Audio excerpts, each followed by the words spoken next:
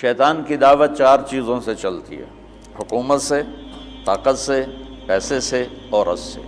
غلط عورت، بری نہیں، غلط عورت. الدنیا کلھا متاع وخیر متاعھا المرأۃ الصالحہ.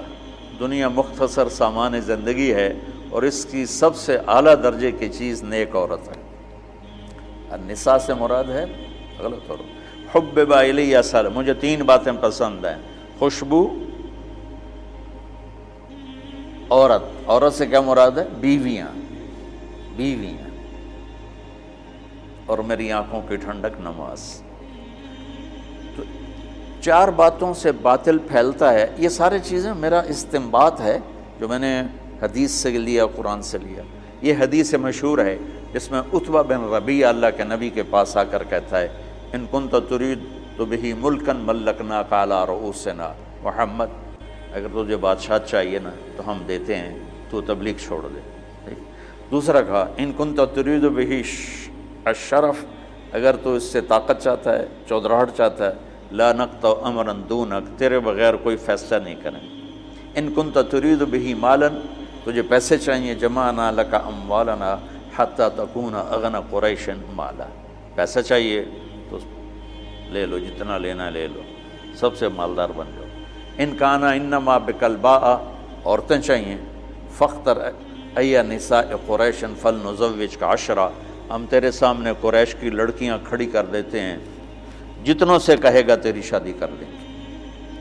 اس وقت تعداد تو مقرر نہیں تھی. یہ 4 باتیں عتبہ نے پیش کی. تو اس سے میں نے یہ استدلال کیا اور یہ استنباط کیا کہ ان 4 باتوں سے پہلے دعوت چلے گی، پھر یہ 4 باتیں کام دیں گی. اگر دعوت نہیں ہے تو یہ 4 باتیں حرکت میں ہی نہیں آئیں گی. دعوت اصل سبب ہے، اس سبب کو اٹھانے والی 4 چیزیں ہیں. باطل کا سبب دعوت ہے، اس دعوت میں رنگ بھرنے والی حکومت، طاقت، پیسہ، عورت. اور ادھر جب آپ فارغ ہو گئے، جب وہ عتبہ اپنی بات سے فارغ ہو گئے تو آپ نے کہا: فرغت ابا الولید، تو فارغ ہے، تیری بات پوری ہوگی؟ انہوں نے کہا ہاں.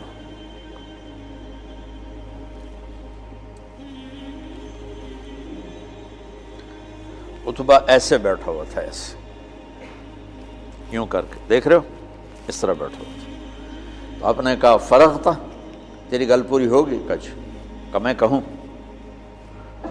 میں کہوں؟ کہو. تو آپ نے کہا: بسم اللہ الرحمن الرحیم. اب جب میرے نبی یہاں پہنچے کہ اگر نہیں مانتے تو عاد و سمود کی بجلیوں کے لیے تیار ہو جاؤ. ٹھیک؟ تو عتبہ، میں نے اس لیے پہلے بتایا، عتبہ یوں بیٹھا تھا، یعنی ایسے نا تکبر کے ساتھ اور لا غرض ہو کر ایسے بیٹھا، یوں سن رہا تھا. جب آپ نے کہا نا عاد و سمود کی بجلیوں کی کڑک کے لیے تیار ہو جاؤ، فَأَنذَرْتُكُمْ صَاعِقَةً مِثْلَ صَاعِقَةِ عَادٍ وَثَمُودَ، تو اس نے یہیں سے یوں جمپ لیا. اب میں تو نیچے گر جاؤں گا لہذا جمپ لے نہیں سکتا. اس نے یہیں سے یوں جمپ لیا اور اللہ کے نبی کے منہ پہ دونوں ہاتھ رکھ دیے. ناشدتک الرحم، کہ تجھے رشتوں کا واسطہ، تجھے رشتوں کی قسم، آگے کچھ نہ کہنا، آگے کچھ نہ کہنا، چپ ہو جاؤ، چپ ہو جاؤ. اور ایسے کانپتا ہوا واپس آیا. ابو جہل کہنے لگا جیسے گیا تھا ویسے نہیں آ رہا. تو آ کر کہنے لگا: یا معشر قریش اطیعونی اليوم وعصونی فیما بعد، آج میری مان لو پھر کبھی نہ ماننا، اس آدمی کو چھوڑ دو.